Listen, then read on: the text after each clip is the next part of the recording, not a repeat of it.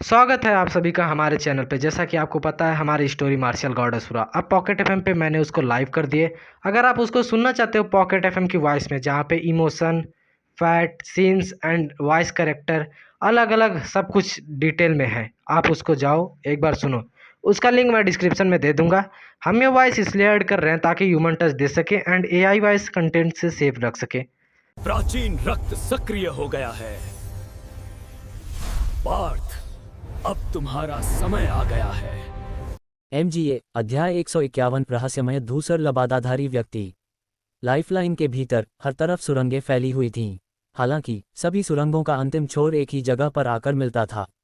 यही लाइफलाइन का मुख्य क्षेत्र था और यहीं पर लाइफलाइन स्थित थी। उस जगह लाशों के पहाड़ बन गए थे। खून की नदियां बह रही थीं।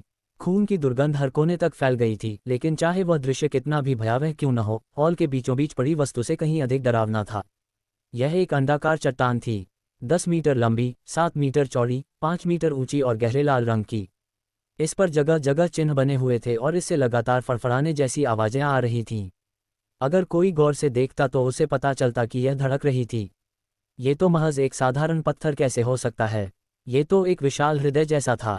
किसी राक्षस का हृदय, भला मनुष्य का इतना विशाल हृदय कैसे हो सकता है? उस हृदय के चारों ओर दर्जनों लोग खड़े थे और उन्होंने एक घेरा बना रखा था। उनके खड़े होने की जगह एक निश्चित पैटर्न में थी और यह एक रक्षात्मक संरचना की तरह लग रही थी। उनकी शक्ति भी अत्यंत प्रबल थी। सबसे कमजोर भी उत्पत्ति क्षेत्र के शिखर पर थे और उनमें से 6 गहन क्षेत्र में प्रवेश कर चुके थे। सुगठित शरीर वाले उस पुरुष की साधना गहन क्षेत्र के 6ठे स्तर की थी। हालांकि उस समय उसका चेहरा भयानक रूप से सफ़ेद पड़ गया था। उसका बायां हाथ उसकी छाती पर था और उससे धीरे धीरे खून बह रहा था। उसकी आभा अत्यंत अस्थिर थी। हालांकि वह गहन साधना के 6ठे स्तर पर था, ऐसा लग रहा था मानो उसकी शक्ति का एक हिस्सा अवरुद्ध हो गया हो और उस क्षण वह केवल गहन साधना के 5वें स्तर पर ही था। वह श्वेत बाग विला का स्वामी यशोधन रावत था। यशोधन रावत के चारों ओर सैकड़ों लोग जमा थे जो उसका सामना कर रहे थे। हालांकि समूह की व्यक्तिगत शक्ति यशोधन रावत के समूह जितनी मजबूत नहीं थी, लेकिन उनकी साधना कमजोर नहीं थी और उनकी कुल शक्ति को यशोधन रावत के समूह के लगभग बराबर कहा जा सकता है। समूह में जो पुरुष नेता था उसका चेहरा यशोधन रावत से काफी मिलता जुलता था, लेकिन वह स्पष्ट रूप से उससे बड़ा था। वह यशोधन रावत का बड़ा भाई यशस्वी था। वह व्हाइट टाइगर विला का दूसरा विशेषज्ञ था और गहन साधना के 5वें स्तर पर था। यशस्वी के अलावा सैकड़ों लोगों में एक और शक्तिशाली व्यक्ति था जो गहन क्षेत्र के प्रथम स्तर पर था। हालांकि उस व्यक्ति का कद काफी छोटा था और उसने भूरे रंग का चोला पहना हुआ था। वह धूसर चोगा बेहद विचित्र था। उसने न केवल उस व्यक्ति का चेहरा छिपा रखा था, बल्कि उस पर कई प्रतीक भी छपे हुए थे। उन प्रतीकों के पैटर्न जयंत के सफ़ेद चोगे से भी कहीं अधिक जटिल थे। ये पूरी तरह से रहस्यमय था, लेकिन एक नज़र में ही समझ आ गया कि यह कोई साधारण मामला नहीं है। मेरे छोटे भाई, मुझ पर भरोसा रखो। मैं व्हाइट टाइगर विला के बारे में सोच रहा हूँ। यशस्वी के हाथ में एक काली तलवार थी। तलवार से खून टपक रहा था और यह स्पष्ट था कि यशोधन रावत को घायल करने वाला उसका अपना बड़ा भाई ही था। बकवास। ये लाइफलाइन व्हाइट टाइगर विला की नींव है। अगर ये लाइफलाइन नष्ट हो गई तो विला भी नष्ट हो जाएगा। तुम आज इस लाइफलाइन को नष्ट करना चाहते हो। इसका मतलब है कि तुम व्हाइट टाइगर विला को नष्ट करके गद्दार बनना चाहते हो, फिर भी इतनी नेक बातें कहने की हिम्मत कैसे करते हो? खांसी खांसी tilde tilde tilde. Yashodhan Rawat की आवाज़ बेहद गुस्से से भरी थी और इसी गुस्से में उसने मुंह से खून थूक दिया। फिर वह जोर से खांसने लगा, जिससे उसके दिल को बहुत तकलीफ हुई और फेफड़े फट गए। ये साफ था कि उसे मामूली चोट नहीं लगी थी। भाई, इतना हठी मत बनो। तुम्हें पता होना चाहिए कि आज का श्वेत बाग विला नाम मात्र का है। हमारे पूर्वजों के समय जैसी समृद्धि अब इसमें नहीं रही। अभी तो इसकी तुलना नीलेश प्रांत के प्रथम श्रेणी के विद्यालयों से भी नहीं की जा सकती। ये तो केवल कूड़े के ढेर जैसे द्वितीय श्रेणी के विद्यालयों के समान है। किसी भी अप्रत्याशित शक्ति के उदय से श्वेत बाग विला का नाश हो सकता है। व्हाइट टाइगर विला को ऐसे ही छोड़ने का क्या फायदा? बेहतर होगा कि हम इस जीवन रेखा को खोलकर उस बंद क्षेत्र में प्रवेश करें। जब तक उस बंद क्षेत्र में प्रवेश संभव है, तब तक हमें वह सब कुछ मिल सकता है जो हमारे पूर्वजों को उस वर्ष प्राप्त हुआ था। उस समय हम दोनों भाई एक ऐसी युद्ध कला में निपुण हो जाएंगे जो सब कुछ नष्ट कर देगी। हमारे पास ऐसी शक्ति होगी जो आकाश को चीर देगी और हमारा श्वेत बाग विला 9 प्रांतों का अधिपति बन जाएगा। यशस्वी ने कहा, तुम बकवास कर रहे हो। पूर्वजों ने स्पष्ट रूप से अपने वचन छोड़े हैं। मृत्युलोक का रहस्य पुनः प्रकट नहीं हो सकता, अन्यथा दुनिया में अराजकता फैल जाएगी। इस जीवन रेखा को छुआ नहीं जा सकता। यदि यह एक दिन टूट गई तो 10,000 मील के दायरे में सब कुछ पल भर में नष्ट हो जाएगा। सभी जीवित पदार्थ राख में बदल जाएंगे और 9 प्रांत एक ही दिन में नष्ट हो जाएंगे। यशोधन रावत ने अपनी उंगलियां ऊपर की ओर उठाईं। प्राचीन गुफा की दीवारों पर सचमुच ऐसे शब्द खुदे हुए थे। शब्द बहुत गहरे और प्रभावशाली ढंग से उकेरे गए थे, मानो उन्हें उंगली से उकेरा गया हो। हालांकि प्रत्येक रेखा कई मीटर लंबी और 1 मीटर से अधिक गहरी थी। इसमें इस्तेमाल की गई ताकत बेहद भयावह थी। देखो, ये हमारे पूर्वजों की शिक्षाएं हैं और यही कारण है कि हमारे पूर्वजों ने इस स्थान की रक्षा की थी। यदि तुमने इसे छूने की हिम्मत की तो वह निश्चित रूप से पुनः प्रकट होगा और उस समय मैं भी तुम्हें नहीं बचा पाऊंगी। यशोधन रावत ने चेतावनी दी। यशोधन रावत, चिंता मत करो। तुम्हारे पूर्वज मयंक रावत अब इस दुनिया में नहीं हैं। वरना व्हाइट टाइगर विला में इतनी सारी घटनाओं के बाद वे जरूर प्रकट होते। साथ ही मैं इस जीवन रेखा को खोल सकता हूं, लेकिन नष्ट नहीं कर सकता। मैं आपके व्हाइट टाइगर विला की रक्षा कर सकता हूं और नीलेश प्रांत में किसी भी आपदा को होने से रोक सकता हूं। ठीक उसी समय धूसर चोगे के भीतर से एक अनुभवी सी लगने वाली अजीब सी आवाज निकली। तुम कौन हो? क्या तुम ही हो जो सबके बीच झूठ फैला रहे हो और मेरे भाई को ऐसे अनैतिक काम करने के लिए उकसा रहे हो? यशोधन रावत क्रोधित हो उठा। उसने हाथ उठाया, हथेली से इशारा किया और आसपास की गहन शक्ति संघनित हो गई। पूरी जीवनरेखा कांप उठी और ऐसा लगा मानो आकाश से कोई विशाल पर्वत नीचे आ गिरा हो, मानो सब कुछ कुचल देना चाहता हो। वह शक्ति अत्यंत प्रबल थी।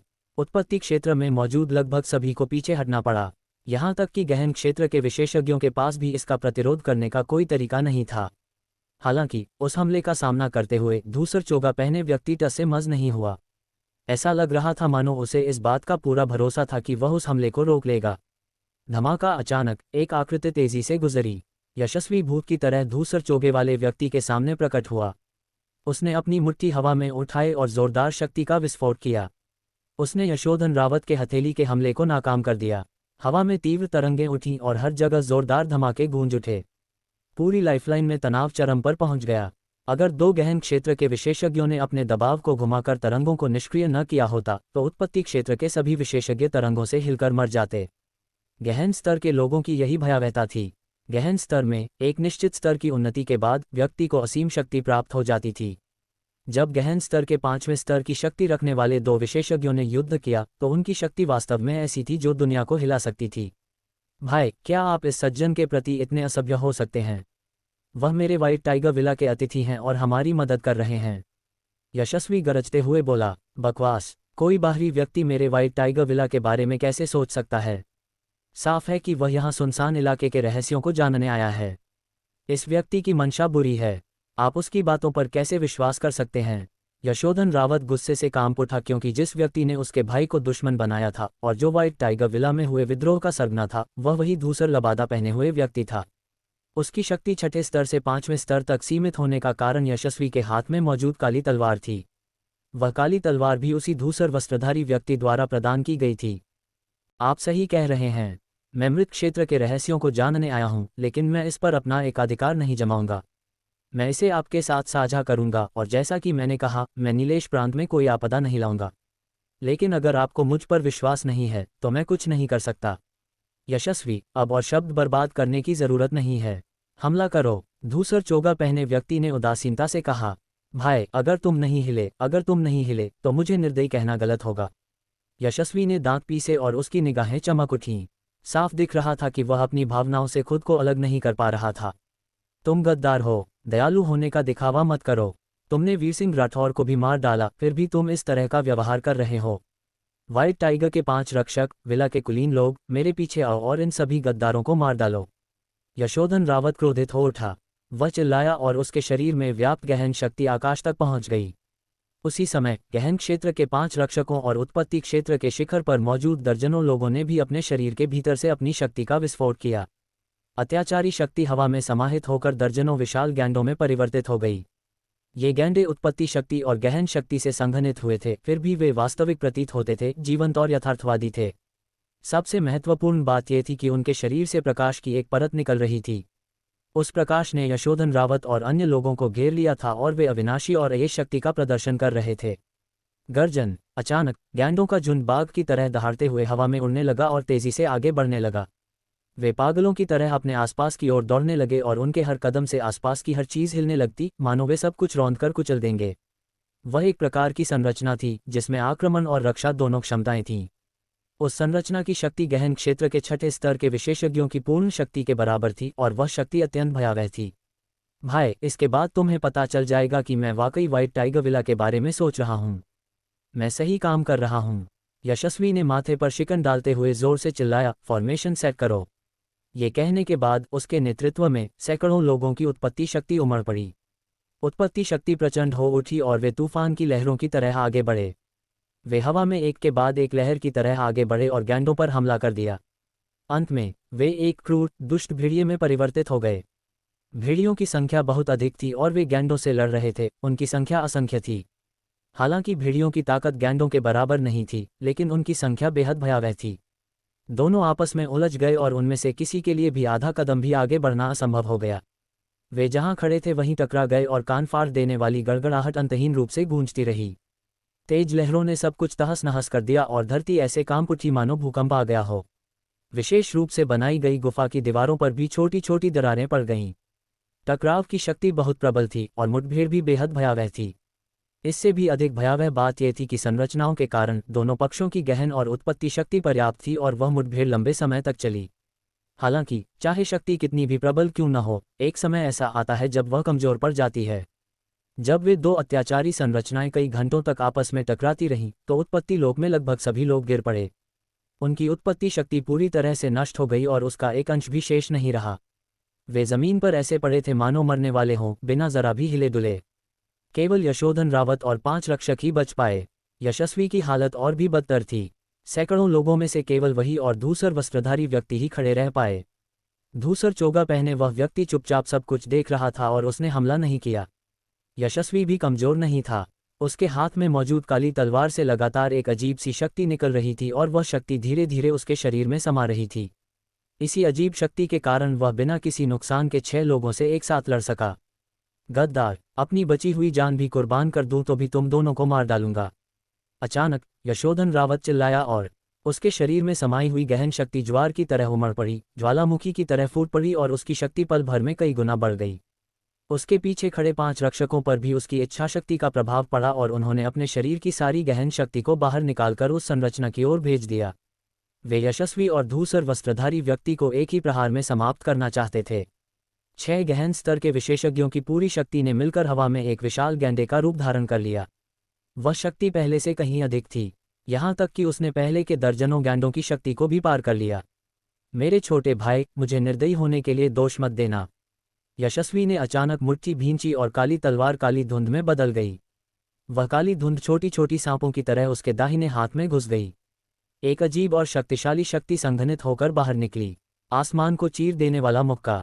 अचानक यशस्वी ने एक जोरदार मुक्का मारा। उससे कोई गैस नहीं निकली, लेकिन उसकी शक्ति इतना अदम्य थी मानो वह सचमुच एक ही मुक्के से आकाश को चीर सकती हो। धमाका। जब वह मुक्का विशाल गैंडे से टकराया तो पल भर में एक भयानक गहन शक्ति का भंवर उत्पन्न हो गया, क्योंकि दोनों पक्षों ने बिना किसी रोक टोक के अपनी पूरी शक्ति से प्रहार किया। इसलिए जब गहन शक्ति का भंवर चारों ओर फैल गया तो कोई भी उसे रोक नहीं पाया। जब अगाध शक्ति का भंवर गुजरा तो ऐसा लगा मानो दुनिया का अंत हो गया हो। उत्पत्ति क्षेत्र में मौजूद लोगों ने मुंह से खून थूक दिया और कई लोग बेहोश हो गए। वह शक्ति उनके बस की बात नहीं थी। उसके बाद जब वह भयानक गहन शक्ति का भंवर गायब हो गया तो लोगों ने पाया कि सभी लोग जीवित और स्वस्थ थे। हालांकि उन्हें थोड़ी चोटें आई थीं, लेकिन उस भयानक गहन शक्ति के भंवर से एक भी व्यक्ति की मृत्यु नहीं हुई थी। ठीक उसी समय लोगों ने आश्चर्य से देखा कि धूसर लबादा ओढ़े वह व्यक्ति अभी भी वहीं खड़ा था। उस व्यक्ति के हाथ में बैंगनी प्रकाश उत्पन्न हुआ, लेकिन वह तुरंत ही विलीन हो गया। आपने हमें बचाया। यशोधन रावत को यकीन नहीं हो रहा था। साफ तौर पर उस व्यक्ति का इरादा बुरा था। तो फिर जब वह व्यक्ति मृत क्षेत्र का रहस्य जानने आया था तो उसने उनकी जान क्यों बचाई? जैसा कि मैंने कहा, यह व्यक्ति अच्छा इंसान है। वह हमें नुकसान पहुंचाने नहीं बल्कि हमारी मदद करने आया था। यशस्वी ने समझाया। बकवास। वो तुम्हें बहका रहा है ताकि हम दोनों आत्महत्या कर लें। अभी व्हाइट टाइगर विला के मेरे लोग बुरी तरह घायल हैं और मर चुके हैं। सब उसी की वजह से। तुमने कहा कि वो हमारे बारे में सोच रहा है। यशोधन रावत गुस्से से चिल्लाया। वो अपने बेवकूफ़ बड़े भाई की वजह से सचमुच पागल हो रहा था। धूसर चोगा पहने उस व्यक्ति ने दोनों भाइयों के झगड़े पर कोई ध्यान नहीं दिया और वह धीरे धीरे जीवन रेखा की ओर बढ़ता चला गया। उसके सामने पहुंचकर उसने एक आकृति बनानी शुरू की। जैसे जैसे वह आकृति घूमती गई, हृदय के आकार की जीवन रेखा सिकुड़ती गई। उसके गायब होते ही एक विशाल काला छेद प्रकट हो उठा। वह कोई साधारण ब्लैक होल नहीं था। वह गैस से संघनित होकर बना था और एक काले रंग के भंवर जैसा था। वह धीरे धीरे घूम रहा था और ऐसा लग रहा था मानो उसमें निगलने की शक्ति हो। लोग उसे देखते ही कांप उठते थे और ऐसा लगता था मानो एक बार उसमें प्रवेश करने के बाद वापस बाहर निकलना असंभव हो। वह जीवन और मृत्यु को अलग करता था। हालांकि धूसर चोगा पहने वह व्यक्ति न केवल इतने भयानक रहस्यमय काले गड्ढे से भयभीत नहीं था बल्कि प्रसन्न भी था। हालांकि उसका चेहरा दिखाई नहीं दे रहा था, लेकिन उसके शरीर से उसकी प्रसन्नता का एहसास किया जा सकता था। वह ब्लैक होल की ओर बढ़ा, लेकिन जब वह उसके सामने पहुंचा तो रुक गया, हल्के से अपना सिर घुमाया, यशस्वी की ओर देखा और फिर बोला, तुम्हारा छोटा भाई सही कह रहा है। इस मृत क्षेत्र का रहस्य वाकई असाधारण है। मैं इसे तुम्हारे साथ क्यों साझा करूं? तुमने मुझे धोखा दिया। पूफ! यशस्वी के क्रोध ने उसके हृदय पर प्रहार किया और उसके रक्त की एक बूंद उसके मुंह से बाहर निकल गई। उसके बाद वह असहाय होकर जमीन पर गिर पड़ा। हालांकि उसका शरीर बुरी तरह हिल रहा था, लेकिन उसमें उठने की शक्ति नहीं थी। ये स्पष्ट था कि क्रोध ने उसे काफी घायल कर दिया था। उस स्थिति को देखकर यशोधन रावत ने धीरे धीरे अपनी आंखें बंद कर लीं। उसके चेहरे पर लाचारी और उदासी साफ झलक रही थी। हालांकि यह सब उसके बड़े भाई ने किया था, फिर भी उस पर एक अपरिहार्य जिम्मेदारी थी। अगर उसे किसी बात को दोष देना ही था तो वह सिर्फ अपने भाई पर अत्यधिक विश्वास को ही दोष दे सकता था। उसने अधिकांश निर्णय यशस्वी को सौंप दिए थे, क्योंकि वह दिन भर एकांत में साधना करता था और सांसारिक मामलों में दखल नहीं देता था। अगर ऐसा न होता तो भले ही यशस्वी का कोई इस्तेमाल कर रहा होता, फिर भी उन्हें इतना बड़ा नुकसान होना असंभव था। गड़गड़ाहट गड़गड़ाहट। लेकिन ठीक उसी समय उस रहस्यमयी ब्लैक होल से गड़गड़ाहट की आवाज़ें आईं। वह आवाज़ बहुत ही अजीब थी। ऐसा लग रहा था जैसे वह बहुत दूर से आ रही हो, लेकिन उस आवाज़ को सुनते ही लोग बेहद बेचैन हो गए। ऐसा लग रहा था जैसे कोई डरावनी चीज़ जन्म लेने वाली हो। हा हा हा, तुम्हें लगता है कि तुम मेरे पूर्वज से सब कुछ हासिल कर सकते हो। तुम्हें लगता है कि तुम्हारे पास शक्ति है। तुम्हें लगता है कि तुम योग्य हो। इस जीवन रेखा के नीचे मृत्यु क्षेत्र है। इस मृत्यु क्षेत्र के भीतर एक अत्यंत भयानक चीज कैद है। अगर आप जीवन रेखा खोलेंगे तो वह बाहर आ जाएगी। वह नीलेश प्रांत को पूरी तरह से नष्ट कर देगी और महाद्वीप का नाश हो जाएगा। आपको कुछ नहीं मिलेगा, आप भी हमारी तरह ही उसके हाथों मारे जाएंगे। यशोधन रावत पागलों की तरह हंसा। वह हताश था। उसे अपने पूर्वज के वचनों पर पूरा विश्वास था और वह जानता था कि उन सभी की मृत्यु उसी स्थान पर होगी। पूरा नीलेश प्रांत या शायद पूरा महाद्वीप एक विपत्ति का सामना करने वाला था। हम्फ! धूसर चोगा पहने उस व्यक्ति ने ठंडी सी आवाज में फुफकारा और एक झटके में उस अजीब से काले गड्ढे में कूद गया। सबसे अजीब बात यह थी कि धूसर चोगा पहने उस व्यक्ति के अंदर जाते ही डरावनी गड़गड़ाहट की आवाज़ धीरे धीरे कम होती गई और फिर पूरी तरह से गायब हो गई। इससे भी ज़्यादा महत्वपूर्ण बात यह थी कि वह रहस्यमय ब्लैक होल भी धीरे धीरे सिकुड़ता जा रहा था और ऐसा लग रहा था कि वह बंद होने वाला है। लाइफलाइन नष्ट हो गई है, लेकिन व्हाइट टाइगर विला अभी तक तबाह नहीं हुआ है। सभी लोग जल्दी से ब्लैक होल में प्रवेश करें। वह मृत्यु क्षेत्र है और हमें मयंक रावत का सारा सामान मिल सकता है। ये देखकर अचानक किसी ने चीख मारी। उस आवाज़ के गूंजते ही सबने ब्लैक होल की ओर चढ़ने की पूरी कोशिश की, लेकिन उनमें कोई ताकत नहीं बची थी। सचमुच वे 1 इंच भी आगे बढ़ने में असमर्थ थे। हालांकि ब्लैक होल बेहद करीब था, फिर भी उनके पास पहुंचने का कोई रास्ता नहीं था। कई लोग लगातार पछता रहे थे। कुछ दहाड़ रहे थे, कुछ चीख रहे थे और कुछ में तो कुछ भी करने की ताकत ही नहीं थी। ता। ठीक उसी समय तेज कदमों की आहट लगातार सुनाई देने लगी। उसके पीछे पीछे एक व्यक्ति बिजली की तरह दौड़ता हुआ आया और अंत में जीवन रेखा के बीचों बीच आकर खड़ा हो गया। ये रुद्र और मिराया रावत थे। पिताजी! यशोधन रावत को देखते ही मिराया रावत झट से दौड़कर अपने पिता के गले लग गई। रुद्र ने ध्यानपूर्वक अपने आसपास का जायजा लिया।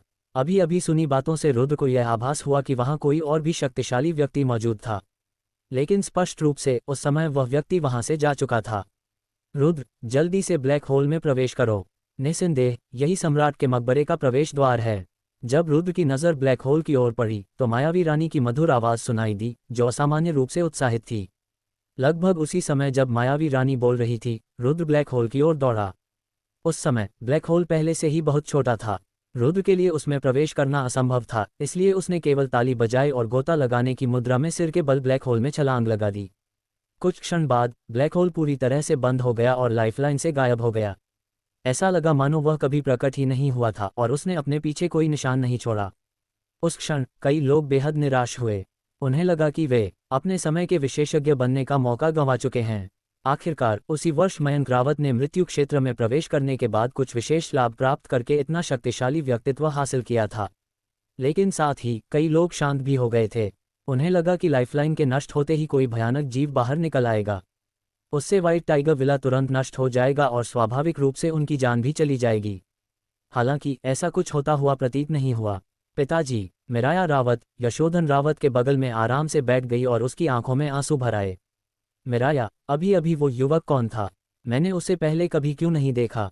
यशोधन रावत अभी भी उस जगह को घूर रही थी जहां ब्लैक होल गायब हो गया था और उसके दिल में कुछ अवर्णनीय भावनाएं उमड़ रही थीं। ये रुद्र हैं और एक विश्व आत्मावादी हैं। हालांकि ये बुरे इंसान नहीं हैं। यात्रा के दौरान अगर उन्होंने मेरी रक्षा न की होती तो मेरे लिए यहाँ जिंदा वापस लौटना नामुमकिन था। इस बात को ध्यान में रखते हुए मिराया रावत ने पास खड़े यशस्वी पर तीखी नजर डाली। इस समय व्हाइट टाइगर विला का सबसे बड़ा अपराधी वही था।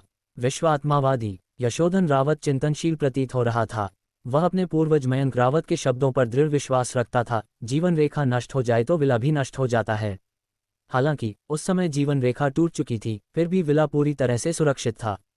उसे इस बात पर संदेह था कि क्या धूसर वस्त्रधारी व्यक्ति ने कुछ किया था, लेकिन उसे इस बात पर और भी अधिक संदेह था कि क्या गहन क्षेत्र के प्रथम स्तर पर मौजूद उस धूसर वस्त्रधारी व्यक्ति के पास उस प्रकार की शक्ति थी या नहीं। उसी समय रुद्र एक स्वप्निल अवस्था में प्रवेश कर गया। उसके चारों ओर सब कुछ घोर अंधकार में था और एक प्रबल आकर्षण उसे तेजी से आगे खींच रहा था। कुछ देर बाद रुद्र की आंखों के सामने चकाचौंध कर देने वाली रोशनी फैल गई। उसी समय आसपास का अंधेरा धीरे धीरे छट गया। जब उसके पैर जमीन पर मजबूती से टिके तो उसके आसपास का वातावरण पूरी तरह बदल गया था। ये किसी महल जैसा था क्योंकि यह बेहद आलीशान था, ऊपर स्थित लाइफलाइन की तुलना में कई गुना अधिक। रुद्र ने अब तक इससे पहले इतना आलीशान स्थान कभी नहीं देखा था। यह एक विशाल आकृति की तरह था क्योंकि हर जगह प्रतीक उकेरे गए थे। वे सभी जगमगाती रोशनी से आपस में जुड़े हुए थे और ऐसा लग रहा था मानो यह एक विशाल जाल हो जिसने पूरे क्षेत्र को घेर रखा हो। यह एक मकबरे जैसा था क्योंकि इन सब के केंद्र में एक गोलाकार मंच था। उस गोलाकार मंच के बीचों बीच एक चमकदार क्रिस्टल का ताबूत रखा हुआ था।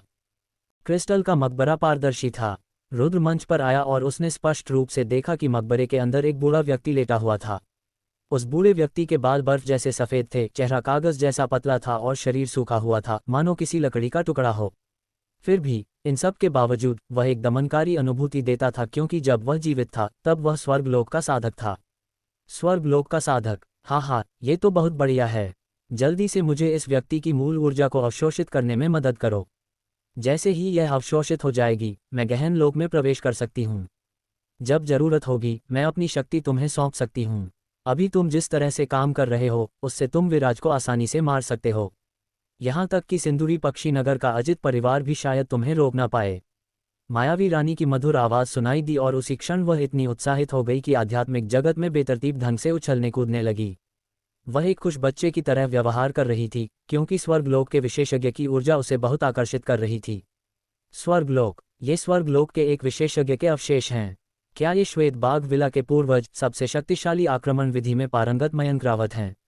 मायावी रानी की तुलना में जो केवल उसकी स्रोत ऊर्जा को अवशोषित करना चाहती थी, रुद्र उस बूढ़े व्यक्ति को देखकर गहरा सम्मान महसूस करता था। इसका कारण ये था कि उसकी शक्ल पौराणिक कथाओं के मयंक रावत से बहुत मिलती जुलती थी। वह कौन है, इससे किसे फर्क पड़ता है? जल्दी से क्रिस्टल का ताबूत खोलो, वरना जब वह विश्व आत्मावादी लौटेगा तो तुम और मैं मर जाएंगे। मायावी रानी ने अधीरता से याद दिलाया। विश्व आत्मावादी, जो व्यक्ति पहले आया था वह विश्व आत्मावादी था। रुद्र को बहुत आश्चर्य हुआ। उसने कभी सोचा भी नहीं था कि मायावी रानी, जिसने उस व्यक्ति का चेहरा भी नहीं देखा था, उसकी पहचान जान सकती है। हालांकि कुछ सोचने के बाद ये बात समझ में आ गई। संभवतः केवल विश्व आत्माविद ही इस क्षेत्र में प्रवेश करने के लिए तथाकथित जीवन रेखा को समझ पाए थे। भले ही वह गहन स्तर का विश्व आत्माविद जयंत के बराबर न हो, फिर भी वह निश्चित रूप से एक प्रभावशाली व्यक्तित्व था। इस बात को सोचते हुए रुद्र ने अब और संकोच नहीं किया। क्रिस्टल ताबूत का ढक्कन खोलने के बाद उसने सबसे पहले स्वर्गलोक में स्थित उस शक्तिशाली व्यक्ति को प्रणाम किया और फिर उसकी मूल ऊर्जा को अवशोषित करना शुरू कर दिया। ये कहना ही पड़ेगा कि स्रोत ऊर्जा असाधारण रूप से शक्तिशाली थी। ये गहन स्तर की ऊर्जाओं से अतुलनीय थी और इसे अवशोषित करते समय रुद्र थोड़ा तनावग्रस्त हो गया। हालांकि विश्व आत्मावादी के लौटने से पहले स्रोत ऊर्जा को पूरी तरह से अवशोषित करने के लिए रुद्र को केवल मायावी रानी को इसे जितनी जल्दी हो सके अवशोषित करने में मदद करनी पड़ी। हाँ, ये तो बहुत बढ़िया है। इसका स्वाद तो लाजवाब है और मेरी साधना फिर से बढ़ने लगेगी। लगभग 1 घंटे तक ऊर्जा ग्रहण करने के बाद रुद्र ने अंततः अवशेषों से प्राप्त स्रोत ऊर्जा को पूरी तरह से आत्मसात कर लिया। मायावी रानी बेहद खुश थी क्योंकि अंततः सबसे अधिक लाभ उसे ही मिला था। वह पहले ही गहन क्षेत्र के प्रथम स्तर में प्रवेश कर चुकी थी। हम ठीक उसी समय रुद्र चौंक उठा जब उसने देखा कि पहले मौजूद संपूर्ण अवशेष बदलने लगे थे। सफ़ेद कपड़ों के नीचे का शरीर तेजी से सिकुड़ रहा था। खून और मांस तेजी से गायब हो गए और वह सूखी हड्डियों का ढेर बन गया। ये ऐसा क्यों हुआ? रुद्र पूरी तरह से हैरान था। उसे अच्छी तरह याद था कि स्रोत ऊर्जा को अवशोषित करने से अवशेषों पर कोई असर नहीं पड़ेगा, फिर भी स्रोत ऊर्जा को अवशोषित करने के बाद वे उत्तम अवशेष भयानक हड्डियों में क्यों बदल गए? बेवकूफ़, इसमें हैरानी की क्या बात है? उसके अवशेष इसलिए साबुत रह पाए क्योंकि इस क्रिस्टल ताबूत में कुछ खास प्रभाव थे। तुमने क्रिस्टल ताबूत खोला तो जाहिर है उसके अवशेषों पर असर पड़ा होगा। मायावी रानी ने समझाया। मैं समझ गया। तो क्या ये सम्राट के मकबरे का प्रवेश द्वार है? वह विश्व आत्मावादी कहाँ है? वह कहाँ चला गया? रुद्र ने अपने आसपास का सावधानीपूर्वक जायजा लिया और पाया कि यह जीवन रेखा से मिलता जुला था। यहाँ कई सुरंगें थीं जो हर तरफ जाती थीं, लेकिन किसी को नहीं पता था कि वे कहाँ जाकर रुकती हैं। रुक तो, ये तो किसी सीलिंग संरचना की तरह लग रहा है। एक बहुत ही मजबूत सीलिंग संरचना। अगर मैं गलत नहीं हूं तो यह व्यक्ति मयंक रावत होना चाहिए। उसे सम्राट के मकबरे से कुछ मिला होगा, लेकिन किसी अज्ञात कारण से वह नहीं चाहता था कि कोई भी सम्राट के मकबरे को फिर से खोले, इसलिए उसने इसे यहाँ सील कर दिया। हालांकि लाइफलाइन के गूढ़ रहस्य को सुझाने के बाद हमने जो बातें सुनी उनसे ये सीलिंग फॉर्मेशन प्रभावित हुआ होगा। आसपास के प्रतीकों को देखकर लगता है कि उन्हें उस विश्व आत्मावादी ने इस सीलिंग फॉर्मेशन को स्थिर करने के लिए बनाया होगा। तथाकथित जीवन रेखा की बात करें तो यह मयंक रावत का रस्सा मात्र होना चाहिए। जब सब कुछ शुरू हुआ था तब उसने यहीं दफन होने की योजना बना रखी थी। इसलिए जब व्हाइट टाइगर विला की स्थापना हुई तब ये जगह भी पहले से ही बनी हुई थी। शायद मरने के बाद किसी को उसकी शांति भंग करने से रोकने के लिए, या शायद सचमुच इस सुरक्षा कवच के नीचे कुछ छिपा हुआ था। वह नहीं चाहता था कि कोई फिर से इस जगह में प्रवेश करे। लेकिन कारण चाहे जो भी हो, वह उस वर्ष जीवित था और वह एक चेतना नहीं था। उसने जानबूझकर उस वर्ष गायब होने का नाटक किया। फिर जब लोग आए और घुसपैठ की तो उसने भविष्य में दूसरों को ऐसा करने से रोकने के लिए उन्हें निर्दयतापूर्वक मार डाला। मायावी रानी ने विश्लेषण किया। लेकिन फिर भी वह अचानक एक जवान और खुशहाल आदमी से बूढ़ा कैसे हो गया? अगर किंवदंतियां सच हैं तो इसका मतलब है कि वह 300 साल जिया।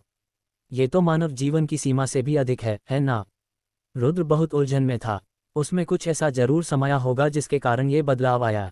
सम्राटों के मकबरे उतने सरल नहीं होते जितना आप सोचते हैं। उनमें न केवल दुष्ट आत्माएं होती हैं, बल्कि कई अन्य शक्तिशाली शक्तियां भी उनकी रक्षा करती हैं।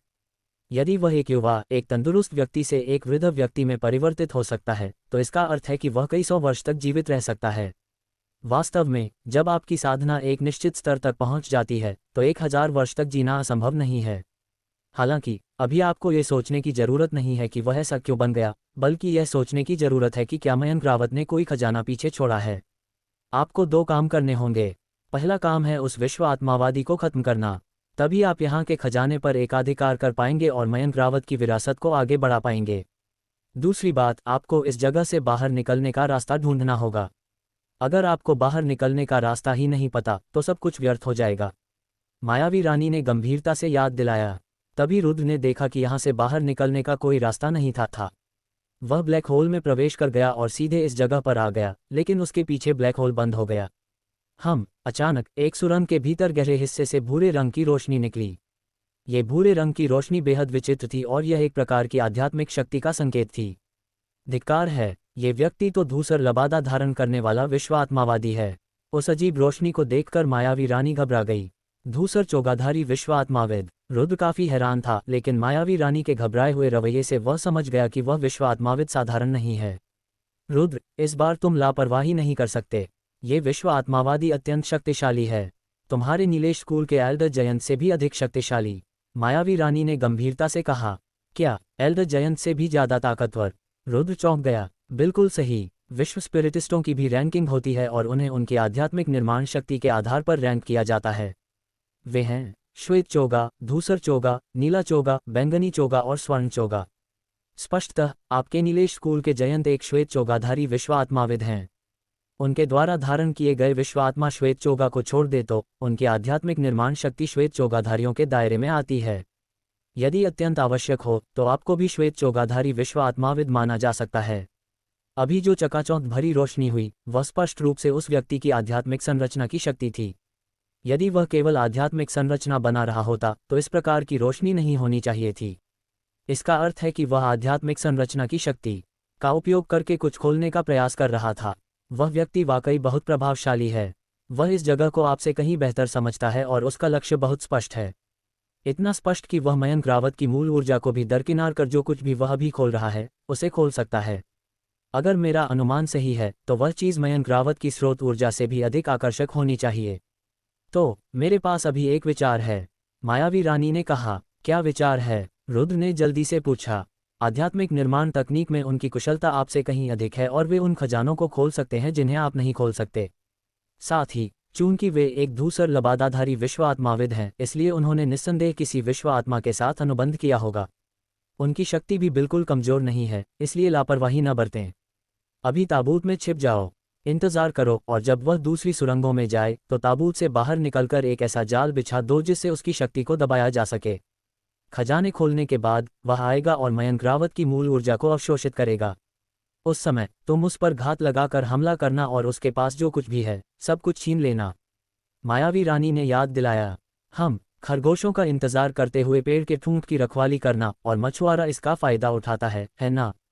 मायावी रानी की बात सुनकर रुद्र पूरी तरह सहमत हो गया। उसने ऐसा पहले भी कई बार किया था, लेकिन इस बार परिणाम बहुत अच्छा रहा। इसके बाद से रुद्र ने क्रिस्टल ताबूत के बाहर भ्रम पैदा करने के लिए आध्यात्मिक निर्माण विधियों का उपयोग किया। बाहर से देखने वालों को मयंक रावत का पूर्ण अक्षुण शव दिखाई देता था, लेकिन वास्तव में यह नकली था। यहाँ तक कि अगर रुद्र ताबूत के अंदर प्रवेश करता तब भी लोग बाहर से मयंक रावत का शव ही देख पाते। रुद्र ने क्रिस्टल ताबूत पर कुछ सामान सजाना समाप्त ही किया था कि सुरंग के भीतर से आती धुंधली रोशनी अचानक गायब हो गई। मायावी रानी ने रुद्र को याद दिलाया कि विश्व आत्माविद ने उस भाग का उद्घाटन पूरा कर लिया होगा और वह अभी लौट रहा होगा। इसलिए रुद्र जल्दी से क्रिस्टल ताबूत के अंदर छिप गया। क्रिस्टल के ताबूत में लेटे हुए रुद्र काफी घबराया हुआ था। आखिरकार मायावी रानी ने पहले ही कहा था कि आध्यात्मिक निर्माण तकनीकों के मामले में वह व्यक्ति जयंत से भी अधिक शक्तिशाली है और उसकी वास्तविक शक्ति का कोई अंदाजा नहीं लगाया जा सकता।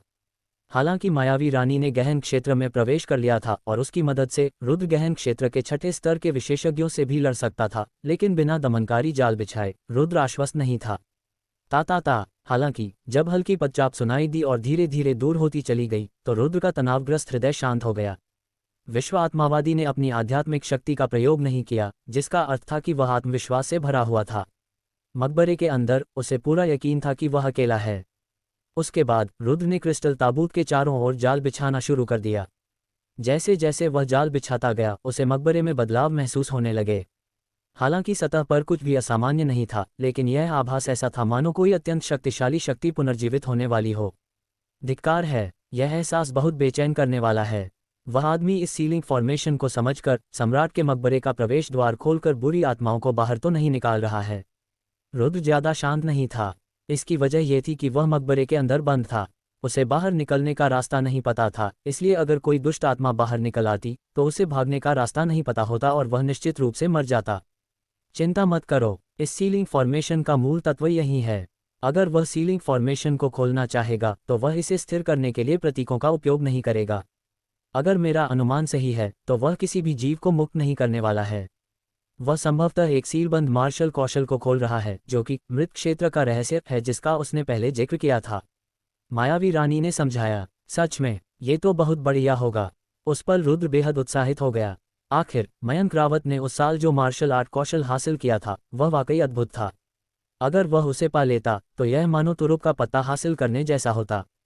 गड़गड़ाहट, गड़गड़ाहट। विश्व आत्मावादी के अंतिम सुरंग में प्रवेश करने के कुछ ही समय बाद पूरी कब्र ऐसे कांपने लगी मानो कोई शक्तिशाली चीज जन्म लेने वाली हो।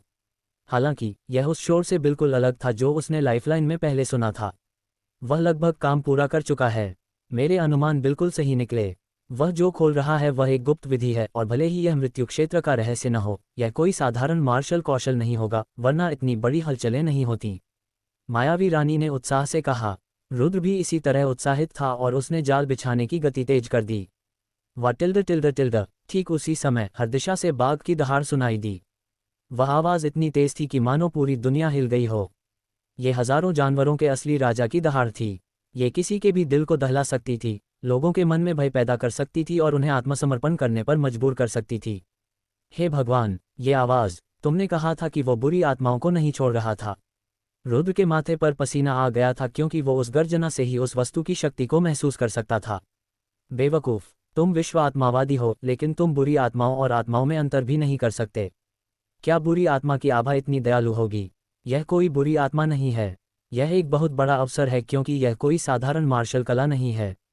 यह एक गुप्त कला है। क्या तुम जानते हो कि यह क्या है?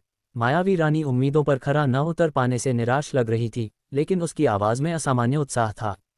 गुप्त कौशल, वो क्या है? मायावी रानी की बात सुनकर रुद्र को लगा कि यह मामला सरल नहीं है, इसलिए उसने ध्यान से सवाल किया। गुप्त कौशल मार्शल कौशल से कहीं बढ़कर विधियां हैं। इन्हें पदक्रम तक सीमित नहीं किया जा सकता क्योंकि इनकी शक्ति व्यक्ति के अनुसार बदलती रहती है। हालांकि इनमें उत्कृष्ट लोगों पर दबाव डालने और दुनिया को हिला देने की क्षमता होती है। गुप्त कौशल ऐसी क्षमताएं हैं जिनमें जीवन होता है। इन्हें कागज पर नहीं लिखा जा सकता और हर कोई इन्हें समझ नहीं सकता क्योंकि लोग इन्हें सीखते नहीं हैं। ये कौशल स्वयं अपने स्वामी चुनते हैं। अपने गुरु की मृत्यु के बाद गुप्त कौशल अपने गुरु के शरीर से अलग हो जाते हैं और वे अपने नए गुरु को चुनने के लिए दुनिया भर में भटकते हैं। संक्षेप में कहें तो गुप्त कौशल दुनिया की सबसे शक्तिशाली विधियां हैं। ये केवल संयोग से ही प्राप्त हो सकती हैं, भीख मांगकर नहीं। ये ऐसी विधियां हैं जिनके पीछे अनगिनत साधक अपने जीवन भर लगे रहते हैं। इसमें कोई हैरानी की बात नहीं। इसमें कोई हैरानी की बात नहीं कि पुराने समय में मयंक रावत इतना शक्तिशाली थी। मुझे कभी उम्मीद नहीं थी कि उसे पौराणिक गुप्त कौशल प्राप्त होगा। गुप्त कौशल तो दुनिया में ऐसे तरीके भी मौजूद हैं। अगर कहा जाए कि मायावी रानी उस समय बेहद उत्साहित थी, तो रुद्र इतना उत्साहित था कि उसे समझ ही नहीं आ रहा था कि क्या करे। बात बिल्कुल वैसी ही थी जैसी मायावी रानी ने कही थी। इस बार उसे सचमुच एक बड़ा मौका मिल गया था। मायावी रानी, क्या तुम्हें यकीन है कि यह एक गुप्त कौशल है? रुद्र ने पूछा, क्योंकि दिल से वह यही उम्मीद कर रहा था कि यह एक गुप्त कौशल हो। क्या तुम्हें मेरी क्षमताओं पर शक है? क्या तुम्हें लगता है कि मैंने कुछ नहीं देखा और मैं किसी गुप्त कौशल को भी गलत पहचान लूंगी? इस आभा को याद रखो। ये गुप्त कौशलों की खासियत है और केवल उन्हीं के पास इस तरह की आभा होती है। मायावी रानी ने समझाया, लेकिन ये तो बहुत ही शक्तिशाली आभा है। क्या इतनी शक्तिशाली हस्ती मेरी सेवा करने को तैयार होगी? रुद्र थोड़ा चिंतित था। वह गर्जना हर दिशा से आ रही थी, लेकिन स्पष्ट रूप से उसका कारण केवल एक ही वस्तु थी। सबसे महत्वपूर्ण बात थी उसकी आभा। उसमें असाधारण प्रतिरोध था और कोई भी उसका सामना नहीं कर सकता था। आप नहीं समझते, यही तो गुप्त कौशल की खासियत है। जैसा कि मैंने कहा, गुप्त कौशल व्यक्ति को स्वयं चुनता है और कोई भी इसे जबरदस्ती नहीं सीख सकता। जब किसी व्यक्ति की शक्ति गुप्त कौशल की शक्ति से कहीं अधिक हो जाती है, तभी वह उसे बलपूर्वक ग्रहण कर सकता है, आत्मसात कर सकता है और अपने उपयोग के लिए परिष्कृत कर सकता है। लेकिन गुप्त कौशल को बलपूर्वक आत्मसात करने के लिए व्यक्ति का कम से कम मार्शल लॉर्ड स्तर का होना आवश्यक है। साथ ही इसका यह मतलब नहीं है कि मार्शल लॉर्ड सभी गुप्त कौशलों को जबरदस्ती अपने कब्जे में ले सकते हैं। चूंकि ये कौशल मनुष्यों द्वारा बनाए गए हैं, इसलिए इनमें कमजोर और मजबूत दोनों तरह के कौशल होते हैं। शायद मार्शल लॉर्ड्स मार्शल किंग्स द्वारा निर्मित गुप्त कौशलों को जबरदस्ती अपने कब्जे में ले सकते हैं। हालांकि मार्शल सम्राटों द्वारा निर्मित गुप्त कौशलों के लिए मार्शल किंग्स भी ऐसा नहीं कर सकते। अगर मैं गलत नहीं हूं, तो इस मकबरे में मौजूद गुप्त कौशल संभवतः किसी मार्शल सम्राट द्वारा बनाया गया था, मायावी रानी ने समझाया। क्या मार्शल सम्राट? अंकुश ने सम्राट स्तर में प्रवेश कर लिया और मार्शल सम्राट बन गई। रुद्र पूरी तरह से हैरान था। उसके चेहरे पर हैरानी और विस्मय साफ झलक रहा था। रुद्र के कई सवालों के बाद मायावी रानी ने आखिरकार रुद्र को मार्शल साधना के सभी स्तरों के बारे में बताया। पता चला कि साधना के सफर में केवल आत्मा, उत्पत्ति, गहन और स्वर्ग के 4 स्तर ही नहीं हैं। इन 4 स्तरों के बाद 4 और भी शक्तिशाली स्तर हैं। भगवानों का लोक, उनके पास स्वर्ग से अवतरित भगवान जैसी शक्ति थी। उस लोक में प्रवेश करने वालों के पास पर्याप्त साधना प्रतिभा होनी चाहिए और वे ही परम प्रतिभावान माने जाते थे। राजाओं का लोक, भगवानों के लोक से ऊपर होने के कारण वे वास्तविक राजा थे और मार्शल किंग कहलाने के पूर्ण योग्य थे। उस लोक में प्रवेश करने वाले साधारण प्रतिभावान साधक नहीं होते थे। उस लोक में प्रवेश करने के लिए उन्हें अपार अवसर और असीम धन संपत्ति प्राप्त होनी चाहिए थी।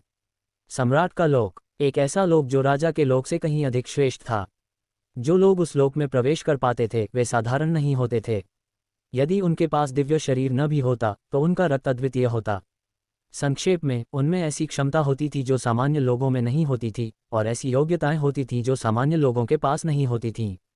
इसके अलावा उन्हें अनगिनत अवसरों की आवश्यकता थी, अन्यथा उच्च क्षमता होने पर भी वरिष्ठ के मार्गदर्शन के बिना उनके लिए उस क्षेत्र में प्रवेश करना असंभव था। इसे मार्शल साधना के मार्ग का सर्वोच्च क्षेत्र कहा जा सकता है। जो लोग उस क्षेत्र में प्रवेश करके मार्शल सम्राट बनते थे वे महान व्यक्तित्व होते थे। उनका नाम और उनकी कहानियां हजारों वर्षों तक पीढ़ी दर पीढ़ी सुनाई जाती थीं। पूर्वज क्षेत्र के बारे में मायावी रानी ने ज़्यादा कुछ नहीं बताया। उसने रुद्र से बस इतना ही कहा, मार्शल साधना का कोई अंत नहीं है। वर्तमान के सभी स्तर पिछली पीढ़ियों के अनगिनत लोगों द्वारा खोले गए हैं, लेकिन यह निश्चित रूप से मार्शल साधना का अंतिम स्तर नहीं है। पूर्वज लोक को एक मिथक कहा जा सकता है।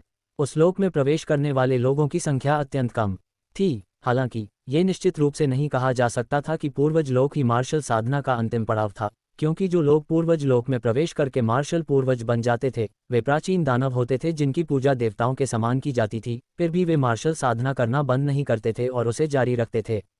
कुल मिलाकर मार्शल साधना के ज्ञात क्षेत्रों में मार्शल पूर्वज सचमुच किंवदंतियों के समान थे, क्योंकि भले ही वे अस्तित्व में थे, आम लोगों को उन्हें देखने का अवसर भी नहीं मिलता था। वे स्वर्ग और पृथ्वी में विद्यमान देवताओं के समान थे। दूसरी ओर मार्शल सम्राटों का क्षेत्र मार्शल साधना के मार्ग में वास्तविक शिखर बन गया। यहाँ तक कि कई प्रतिभाशाली या दिव्य शरीर वाले लोग भी जीवन भर संघर्ष करते रहे, लेकिन उस क्षेत्र में प्रवेश नहीं कर सके। किंवदंतियों के अनुसार जब अंकुश की मृत्यु हुई तब उनकी आयु मात्र 15 वर्ष थी, और यह जानकर रुद्र काफी स्तब्ध रह गए।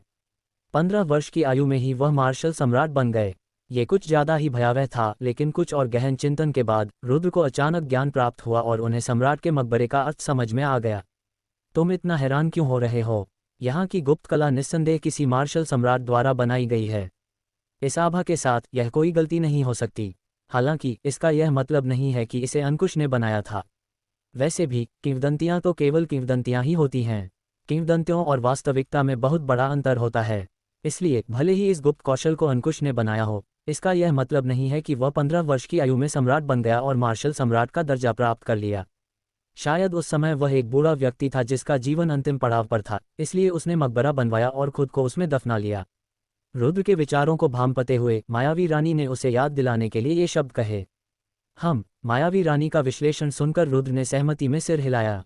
आखिर कहानियां तो सिर्फ कहानियां होती हैं, और हकीकत और कहानियों में कुछ न कुछ फर्क तो जरूर होता है। लेकिन फिर भी वह अंकुश की बहुत प्रशंसा और सम्मान करता था। आखिरकार सम्राट का पद ऐसा नहीं था जिसमें कोई भी प्रवेश कर सके। मार्शल सम्राटों की तो बात ही छोड़िए, वर्तमान में 9 प्रांतों के महाद्वीप में स्वर्ग का पद ही सर्वोच्च था। मार्शल सम्राट तो बस मिथक थे। व टिल्ड टिल्ड टिल्ड। ठीक उसी समय एक बार फिर से भयानक गर्जना सुनाई दी। पूरा मकबरा इस कदर हिल उठा मानो कोई ऐसी चीज जन्म लेने वाली हो जिससे आकाश और पृथ्वी भी भयभीत हों। सील जल्द ही खुल जाएगी और गुप्त कौशल प्रकट हो जाएगा। आप चुपचाप बैठे नहीं रह सकते। आप बिल्कुल भी चुपचाप बैठे नहीं रह सकते। रुद्र, जल्दी से उस विश्व आत्मावादी को यहाँ लाओ और उसे मार डालो। अगर तुमने गुप्त कौशल को उसे अपना स्वामी चुनने दिया तो तुम इस विशाल अवसर को खो दोगे और जीवन भर पछताओगे। मायावी रानी ने चिंता से आग्रह किया। उसी समय रुद्र अपने शरीर के भीतर की आभा को मजबूत होते हुए महसूस कर सकता था। मूल शक्ति से भी कहीं अधिक शक्ति उसके शरीर के हर कोने में व्याप्त थी। गहन क्षेत्र का प्रथम स्तर। स्पष्टतः मायावी रानी ने रुद्र को अपनी शक्ति प्रदान की थी। ओह, तुम्हें अपनी स्रोत ऊर्जा नहीं चाहिए। उसी क्षण रुद्र का तनाव भी चरम पर पहुंच गया। उसे समझ नहीं आ रहा था कि विश्व आत्मावादी को कैसे अपने पास बुलाए, इसलिए उसने यूं ही चिल्लाकर यह बात कह दी। झट से जैसे ही उसने बोलना समाप्त किया, एक शरीर तेजी से उस सुरंग से बाहर निकला। वह वही धूसर चोगा पहने व्यक्ति था। हालांकि उसका चेहरा स्पष्ट रूप से दिखाई नहीं दे रहा था, लेकिन उसकी निगाहों से सदमा, क्रोध और हत्या का इरादा स्पष्ट हो रहा था। एक विश्व आत्मा ग्रे चोगा। वह सचमुच एक ग्रे चोगा विश्व आत्मावादी है। रुद्र, उसका चोगा उतार दो, वरना इस जाल की शक्ति पूरी तरह से काम नहीं कर पाएगी। उसका विश्व आत्मा ग्रे चोगा इस जाल की शक्ति को निष्क्रिय कर सकता है। मायावी रानी ने गंभीरता से याद दिलाया। वूश। लगभग उसी समय जब मायावी रानी ने रुद्र को याद दिलाया, धूसर चोगा पहने व्यक्ति ने बिना कुछ बोले सीधे हमला कर दिया। वह रुद्र की ओर कूदा, अपनी हथेली उठाई और उसे रुद्र की ओर निशाना बनाया। वह निर्दयी था और स्पष्ट रूप से रुद्र को जान से मारना चाहता था। हालांकि जैसे ही वह व्यक्ति मंच पर आया, रुद्र ने जाल सक्रिय कर दिया। मंच पर बने प्रतीक हिलने लगे और चारों दिशाओं में प्रकाश फैल गया। धूसर चोगे वाले व्यक्ति की आभा तुरंत दब गई। रुद्र ने आसानी से अपने हाथ से वार को चकमा दे दिया। उसी क्षण धूसर चोगा पहने व्यक्ति थोड़ा घबरा गया। उसने कभी सोचा भी नहीं था कि रुद्र भी एक विश्व आत्मावादी है। वहां एक आत्मा संरचना का जाल बिछाया गया था और उसकी साधना को दबाया जा रहा था। रुद्र ने मौके का फायदा उठाते हुए अपना हाथ बढ़ाया। मायावी रानी के कहे अनुसार उसने धूसर चोगा पहने व्यक्ति का विश्व आत्मा धूसर चोगा पकड़ लिया। वह बिजली की गति से फुर्तीला था और इससे पहले कि धूसर चोगा पहने व्यक्ति को प्रतिक्रिया करने का मौका मिलता, रुद्र के शक्तिशाली बड़े हाथों ने उसकी छाती को जकड़ लिया। हालांकि जैसे ही रुद्र की हथेली उस जगह को छुई, उसे लगा कि कुछ गड़बड़ है। उसका चेहरा थोड़ा लाल हो गया क्योंकि उसी क्षण उसके दाहिने हाथ ने न केवल विश्व आत्मा धूसर चोगा को पकड़ा, बल्कि कोमलता के एक गोले को भी पकड़ लिया। Tilde tilde tilde tilde tilde tilde tilde. अचानक एक कान फाड़ देने वाली चीख सुनाई दी। यह अब उस बूढ़ी और रहस्यमयी आवाज नहीं थी, बल्कि एक महिला की आवाज थी। आवाज की मधुरता और कोमलता को सुनकर यह अनुमान लगाया जा सकता था कि वह एक युवती थी। तुम लड़की हो? रुद्र का मुंह खुला रह गया और वह बेहद हैरान था। हालांकि उसका दाहिना हाथ और भी कसता चला गया। उसने 2 बार उसे दबाया, मानो ये पुष्टि करने की कोशिश कर रहा हो कि वह व्यक्ति लड़की है या नहीं। अंत में रुद्र का निष्कर्ष था, हाँ, निस्संदेह, हाँ। वह एहसास, वह लचीलापन, बस थोड़ा सा अंतर था, बाकी सब इशिता से कमतर नहीं था। मैं तुम्हें मार डालूंगी। रुद्र द्वारा इस तरह पकड़े जाने पर धूसर चोगा पहने व्यक्ति का गुस्सा बेमिसाल था। हालांकि वह उसका चेहरा नहीं देख पा रहा था, फिर भी वह उसके क्रोध को महसूस कर सकता था। उसने अपनी गहन शक्ति का उपयोग किया और उसकी असीम आभा उसके शरीर में उमड़ पड़ी। वह एक शक्तिशाली मार्शल कौशल का प्रयोग करके रुद्र को एक ही प्रहार में मार डालने की योजना बना रही थी। वूश! रुद्र उसे यह मौका कैसे दे सकता था? रुद्र की दाहिनी हथेली थोड़ी ढीली हुई, फिर अचानक कस गई और उसने ऊपर की ओर खींचा। विश्व आत्मा का धूसर चोगा उसके हाथों में आ गया और उसने उसे अपनी बाहों में फेंक दिया। जब विश्व आत्मा का धूसर चोगा उतार दिया गया तो लड़की चीख पड़ी, क्योंकि विश्व आत्मा के धूसर चोगे की सुरक्षा के बिना वह जाल की शक्ति को अपने सबसे प्रबल रूप में झेल रही थी। अरे वाह, तुम तो बहुत खूबसूरत लड़की हो।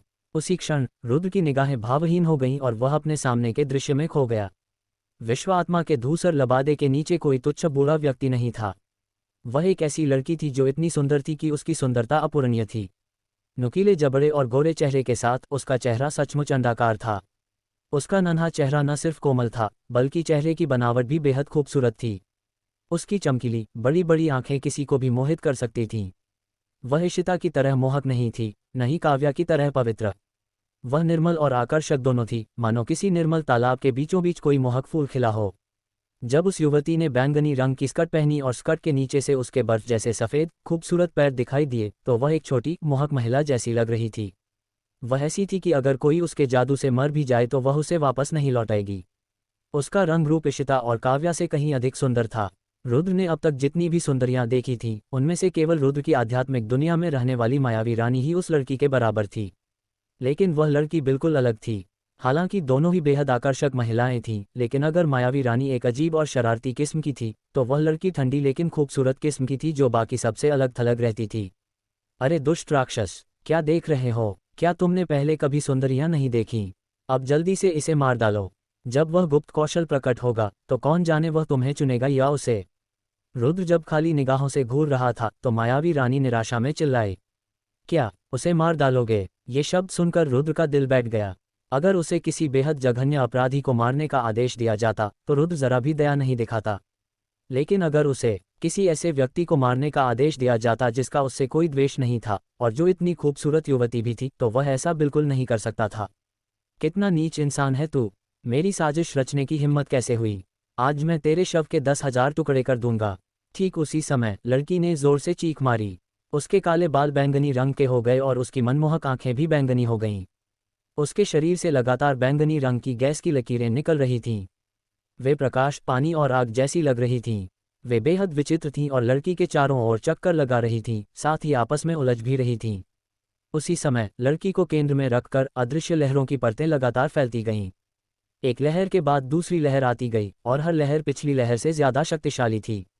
अचानक इस तरह विस्फोट होने पर रुद्र भी इसे रोक नहीं पाया और उसे जबरदस्ती दूर फेंक दिया गया।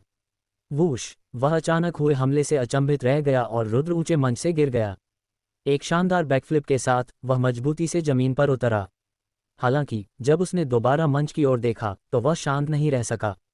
कई घंटों की मेहनत से बिछाया गया उसका जाल उस युवती की बैंगनी रंग की गैस से ढहने लगा।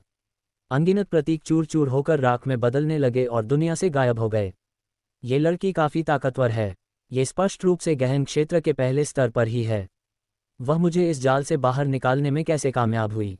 रुद्र को यह अविश्वसनीय लगा, क्योंकि लड़की से निकलने वाली आभा बहुत ही विचित्र थी। उसने इसे पहले कभी नहीं देखा था, लेकिन वह अवचेतन रूप से जानता था कि यह कोई साधारण मार्शल कौशल नहीं था। ये कैसे संभव है, उसका शरीर तो ऐसा ही है। मायावी रानी आश्चर्य से चीख पड़ी और उसकी आवाज़ अविश्वास से भरी हुई थी। उस तरह का शरीर कैसा होता है? अरे बाप रे, उसका शरीर कैसा है?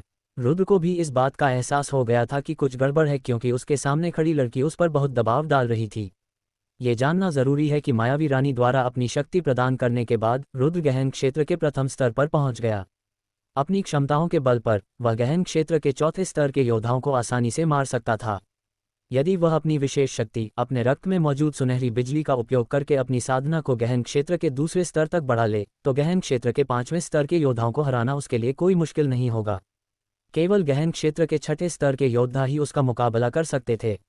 लेकिन उसके सामने खड़ी उस लड़की के साथ क्या हो रहा था? उसकी साधना का स्तर रुद्र के समान ही था, फिर भी वह रुद्र को इतना तीव्र दमनकारी एहसास दे रही थी। क्या उस लड़की के पास भी कोई विशेष क्षमता थी जिसके कारण उसकी शक्ति गहन क्षेत्र के 6ठे स्तर के बराबर थी? बेवकूफ़, क्या तुम्हें दिखाई नहीं देता? इस लड़की ने किसी विशेष मार्शल आर्ट का इस्तेमाल नहीं किया। इसने अपनी अनोखी विशेष क्षमता का इस्तेमाल किया। उस बैंगनी गैस में कोई गहन शक्ति नहीं है और यह उसके अपने शरीर से निकली है। इस लड़की का शरीर कोई साधारण शरीर नहीं है, बल्कि एक दिव्य शरीर है। क्या दिव्य शरीर? ये शब्द सुनकर रुद्र और भी ज्यादा चौंक गया और उसका चेहरा पल भर में पीला पड़ गया। दिव्य शरीर स्वर्ग द्वारा प्रदत्त विशेष शरीर थे। वे असाधारण प्रतिभा के धनी थे, जिनमें विशेष क्षमताएं थीं और जन्म के समय ही उनका भाग्य तय हो चुका था कि वे एक महान व्यक्तित्व बनेंगे। 10,000 वर्ष पूर्व के महान व्यक्तित्व सम्राट मकबरे के निर्माता अंकुश के पास दिव्य शरीर था। रुद्र की इतनी शक्तिशाली युद्ध क्षमता का कारण संभवतः उनका दिव्य शरीर ही था। हालांकि संदेह मात्र थे और उनके पास कोई ठोस सबूत नहीं था, लेकिन उनकी आंखों के सामने, उनके चेहरे के सामने, उनकी प्रतिद्वंदी, एक युवती जो उन्हें 10,000 टुकड़ों में तोड़ देने की धमकी दे रही थी, के पास एक वास्तविक दिव्य शरीर था। पहली बार जब रुद्र अपने ही पीढ़ी के किसी व्यक्ति से लड़ रहा था, तो उसे ऐसा लगा मानो कोई शक्तिशाली शत्रु उसके सामने आ गया हो। उसे अपना पूरा जोर लगाना पड़ा। उसे सावधानी से और गंभीरता से इस लड़ाई को लड़ना पड़ा। धमाका, एक जोरदार धमाका गूंजा और अनगिनत प्रतीक धुएं की तरह गायब हो गए। बैंगनी रंग की गैस पूरे मंच पर फैल गई। लड़की ने रुद्र के जाल को पूरी तरह से नष्ट कर दिया और वह एक एक कदम बढ़ाते हुए मंच से नीचे उतर रही थी। उसके बैंगनी रंग के बाल हवा में बेतहाशा लहरा रहे थे और उसकी बैंगनी आंखों में रक्त पिपासा झलक रही थी। उसकी बैंगनी रंग की स्कर्ट बिना हवा के लहरा रही थी और उसके शरीर से निकलती बैंगनी गैस उसके पीछे पीछे चल रही थी। कितनी प्रबल शक्ति! ये तो सचमुच एक दिव्य शरीर है। रुद्र का चेहरा पीला पड़ गया था। हालांकि वह पीछे नहीं हटा, लेकिन आसानी से आगे बढ़ने की हिम्मत भी नहीं कर पा रहा था। हमला शुरू करने की तो बात ही छोड़िए, उसके माथे से पसीने की बूंदें टपक रही थी। उसे वाकई खतरा महसूस हो रहा था और यह पहली बार था जब उसे ऐसा कदम उठाने के लिए मजबूर होना पड़ा था।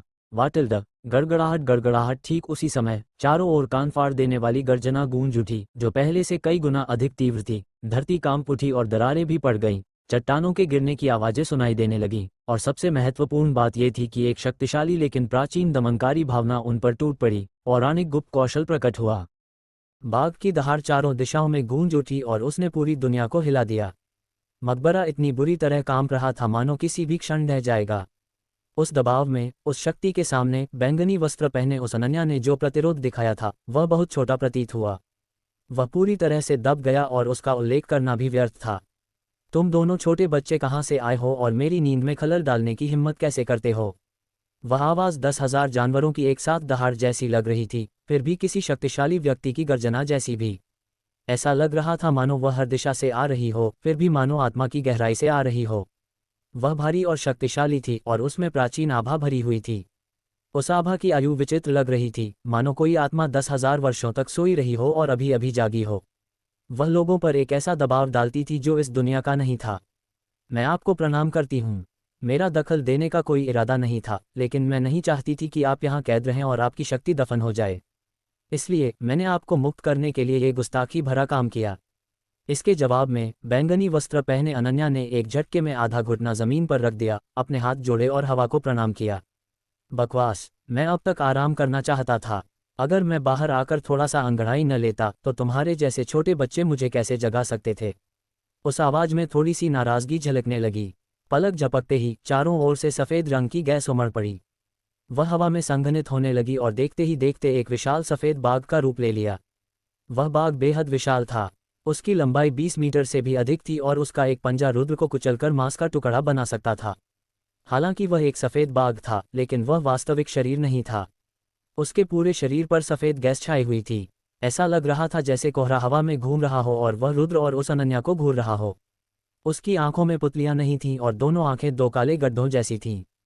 हालांकि जब वे रुद्र के पास से गुजरी तो वह कांप उठा और उसकी आत्मा में एक अजीब सा दबाव महसूस हुआ। रुद्र को पूरा यकीन था कि अगर उसने हमला किया तो वह पल भर में गायब हो जाएगा। अरे बच्चे, तुम में कोई खास बात नहीं है।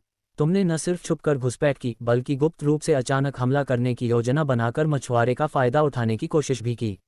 रुद्र पर नजर घुमाते हुए उसने ठंडे लहजे में ये कहा। जाहिर है, अभी अभी बाहर आने के बावजूद उसे मकबरे में हुई सारी बातें अच्छी तरह समझ आ गई थीं। उस पर रुद्र कुछ नहीं बोला। उसने भौहें चढ़ा लीं, पर कोई आवाज़ नहीं निकाली। ऐसा नहीं था कि वह बोलना नहीं चाहता था, बल्कि उसे समझ नहीं आ रहा था कि क्या बोले। उसे लगा कि 10,000 साल से भी ज्यादा जी चुके उस बूढ़े राक्षस के सामने चापलूसी भरे शब्द बेकार होंगे। उससे ज्यादा चालाक कोई नहीं होगा, और जिन पुलों को उसने पार किया था वे रुद्र के अब तक के सफर से भी कहीं ज्यादा कठिन थे। हालांकि जब देवतुल्य श्वेत बाघ ने रुद्र के बारे में नकारात्मक राय दी तो बैंगनी वस्त्र पहने अनन्या मन ही मन प्रसन्न हुई। उसके होंठों पर हल्की सी आत्मसंतुष्ट मुस्कान आ गई। उसे लगा कि अगर श्वेत बाघ रुद्र को अस्वीकार कर दे तो उसकी विरासत प्राप्त करने की संभावना कहीं अधिक बढ़ जाएगी। बच्चे, तुम भी किसी काम के नहीं हो। तुम यहाँ सिर्फ मेरी शक्ति प्राप्त करने के लिए आए हो। तुमने पहले उसे जान से मारने की कोशिश की थी। इससे साफ है कि तुम अपने लक्ष्य तक पहुँचने के लिए किसी भी तरीके का इस्तेमाल करने की परवाह नहीं करती। अगर तुम इस उम्र में ऐसी हो तो बड़े होकर क्या होगा। लेकिन तभी सफ़ेद बाघ ने बैंगनी कपड़े पहनी अनन्या पर एक नज़र डाली और फिर ठंडे लहजे में फटकार लगाए। वरिष्ठ, मुझे पता है मैंने गलती की है। मैं आपकी विरासत और आपकी शक्ति को पाने के लिए बहुत बेताब थी, इसलिए मैंने जल्दबाजी की। अगर आपको किसी को दोष देना ही है तो आप सिर्फ यही कह सकते हैं कि आप इतने आकर्षक थे कि आपने मेरा दिल तोड़ दिया। अनन्या ने अपने होंठ सिकोड़ लिए और उसका चेहरा बेहद दयनीय लग रहा था। वह बहुत दुखी दिख रही थी। मीठी मीठी बातें, पर छल कपट का भाषण। हालांकि अप्रत्याशित बात यह थी कि अनन्या की इतनी बेशर्मी से की गई चापलूसी को जानते हुए भी सफ़ेद बाघ के चेहरे पर खुशी की झलक दिखाई दी। उसे लोगों की चापलूसी बहुत पसंद थी। वरिष्ठ, आपकी शक्ति अतुलनीय और अद्वितीय है। आपके तरीके सर्वोपरि हैं। आपको यहाँ आराम नहीं करना चाहिए, बल्कि हमें अपनी महिमा का अनुभव करने देना चाहिए। अन्यथा हमारे और सभी के लिए यह एक प्रकार का खेद होगा। जब रुद्र ने देखा कि चापलूसी काम कर गई तो वह वहां बैठकर मौत का इंतजार नहीं करने लगा। वह तुरंत आगे बढ़ा, प्रणाम किया और बिना कुछ छिपाए चापलूसी करने लगा। हाँ, नन्हे बच्चे, तुम्हें बोलना तो बहुत अच्छे से आता है। वैसे ये सब सच है। अगर मैं यहीं आराम करता रहूं तो ये सबके लिए वाकई अफसोस की बात होगी। मेरी महिमा की कोई तुलना नहीं कर सकता। वे तीनों बुरी चीजें भी मेरे सामने कुछ नहीं हैं। सफ़ेद बाघ ने गर्व से कहा। उसने अपने नुकीले पंजों से अपनी सूखी दाढ़ी को सहलाया। ये स्पष्ट था कि वह अपने आप पर बेहद प्रसन्न था। 3 पुरानी बातें, मतलब वो सफ़ेद बाघ को खुद से बात करते हुए सुनकर रुद्र ने मन ही मन बुदबुदाया। आप गलत नहीं हो सकते। रुद्र, आप सचमुच बहुत भाग्यशाली हैं। अगर मैं गलत नहीं हूं तो सम्राट के मकबरे के 3 अन्य प्रवेश द्वारों में भी 3 गुप्त कौशल सीलबंद होने चाहिए। अरे वाह, कुल 4 गुप्त कौशल हैं। अगर आप इन सभी को सीख लें तो आपका भविष्य असीम उज्ज्वल होगा। आपकी पीढ़ी में बहुत कम लोग आपकी बराबरी कर सकते हैं। आप सचमुच भाग्यशाली हैं और आपको ऐसे अवसर मिले हैं जो हम लोगों को नहीं मिलते। रुद्र के संदेह के विपरीत मायावी रानी उत्साह में उछल कूद कर रही थी। ये पहले ही पुष्टि हो चुकी थी कि गुप्त कौशल वाले 4 अन्य स्थान भी थे। उस पर रुद्र को असीम खुशी हुई। अगर एक गुप्त कौशल अनगिनत विशेषज्ञों को पागल कर सकता है तो 4 गुप्त कौशल तो पूरी दुनिया को पागल कर देंगे। रुद्र ने अनजाने में बैंगनी वस्त्र पहने उस अनन्या की ओर देखा। उसने पाया कि वह घृणा और तिरस्कार भरी निगाहों से उसे घूर रही थी, मानो वह अपनी निगाहों से रुद्र को कोस रही हो और कह रही हो कि वह बेशर्म है। रुद्र अनन्या की प्रतिक्रिया देखकर मन ही मन खुश हुआ। वह समझ गया था कि गुप्त कौशल के बारे में जानते हुए भी वह सम्राट के मकबरों का रहस्य नहीं जानती थी।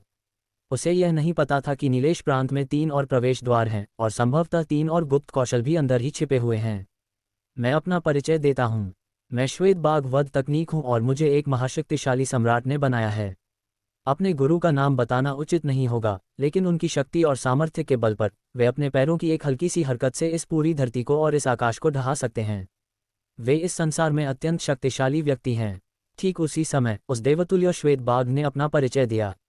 रुद्र उस स्थिति का सामना करने के लिए मन ही मन तैयार था। आखिरकार उसे मायावी रानी से पहले ही पता चल चुका था कि उस गुप्त कौशल को किसी मार्शल सम्राट ने ही बनाया होगा। दूसरी ओर बैंगनी वस्त्र पहने अनन्या के चेहरे पर विस्मय के भाव थे। स्पष्ट रूप से उसे इस गुप्त कौशल के इतने प्रभावशाली स्रोत की उम्मीद नहीं थी। मेरे आक्रमण के तरीके दुनिया में सबसे कठोर और शक्तिशाली हैं। मुझे कोई रोक नहीं सकता। तुम्हारी आध्यात्मिक संरचनाओं की तो बात ही छोड़ो, यहाँ तक कि सैकड़ों की विश्व आत्मा सेना का नेतृत्व करने वाले विश्व आत्मावादियों को भी मैंने एक ही वार में मार गिराया। श्वेत बाघ ने गर्व से कहा। सैकड़ों विश्व आत्माओं की सेना? अरे वाह, वह विश्व आत्मावादी किस स्तर का होगा? रुद्र ने मन ही मन सोचा। वह सचमुच जानना चाहता था कि ऐसा विश्व आत्मावादी कितना शक्तिशाली होगा। मूर्ख, विश्व आत्माएं विश्व आत्मावादियों के साथ अनुबंध करती हैं, इसलिए जब विश्व आत्मावादियों की आध्यात्मिक शक्ति एक निश्चित स्तर तक पहुंच जाती है, तो जब तक विश्व आत्मावादी इच्छुक होते हैं, विश्व आत्माएं अपनी बुद्धि का उपयोग करके आध्यात्मिक जगत में प्रवेश कर सकती हैं और विश्व आत्मावादी के लिए लड़ सकती हैं। विश्व आत्माओं की संख्या ही किसी विश्व आत्माविद की शक्ति का निर्धारण करती है। सैकड़ों विश्व आत्माओं को नियंत्रित करने वाला विश्व आत्माविद राजा क्षेत्र के शिखर पर पहुंच चुका होता है। वह एक उच्च स्तरीय मार्शल राजा होता है, मायावी रानी ने समझाया। इतना शक्तिशाली? उस पर रुद्र बुरी तरह चौंक गया। एक ही वार में सर्वोच्च स्तर के मार्शल किंग को मार गिराना, इसका मतलब दो बातें थीं। पहली, इसका मतलब था कि श्वेत बाघ वध तकनीक का उस्ताद बेहद शक्तिशाली था और यह संभवतः 9 प्रांतों का महान चरित्र अंकुश हो सकता था। दूसरे, इसका यह भी अर्थ था कि श्वेत बाघ वध तकनीक वाकई असाधारण थी। आखिरकार विश्व आत्मावादी आध्यात्मिक निर्माण की तकनीकों में माहिर थे और उन्हें दुनिया की सबसे शक्तिशाली रक्षा विधियों में गिना जाता था। एक ही प्रहार में इसे तोड़ देना और विश्व आत्मावादी को मार डालना ही इसकी शक्ति का पर्याप्त प्रमाण था।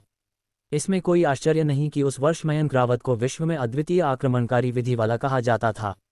ये निश्चित रूप से श्वेत बाघ वध तकनीक का कमाल रहा होगा और गुप्त कौशल ने सचमुच अपने नाम को सार्थक कर दिया। संक्षेप में, मेरी क्षमताएं दुनिया में अजेय हैं। ये बिल्कुल वैसा ही है जैसा आपने कहा है।